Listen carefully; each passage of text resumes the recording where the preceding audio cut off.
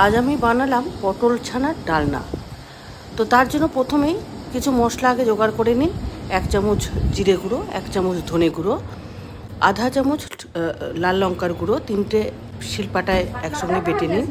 তারপরে দুটো টমেটো, দুটো লঙ্কা, 2 টুকরো আদা গ্রাইন্ডারে পিষে রাখুন। এরপরে জিরে তেজপাতা ফোড়ন দিয়ে তাতে টমেটোর মশলাটা দিয়ে দিন। মশলাটা কষে গেলে জিরে ধনের গুঁড়োর পেস্টটাও দিয়ে দিন। এবার কিছু পরিমাণ ছানা ভালো করে চটকে এর মধ্যে কষাতে দিয়ে দিন। ভালো করে কষলে লবণ এবং পরিমাণ মতো চিনি দিয়ে আর ভেজে রাখা পটল আর আলুটা দিয়ে ভালো মতো কষিয়ে জল ঢেলে দিন।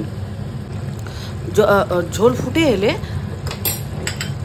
ঘি দিন এবং নামানোর সময় এলাচ আর দারচিনি বাটা মানে গরম মশলা বাটা দিয়ে নামিয়ে পরিবেশন করুন।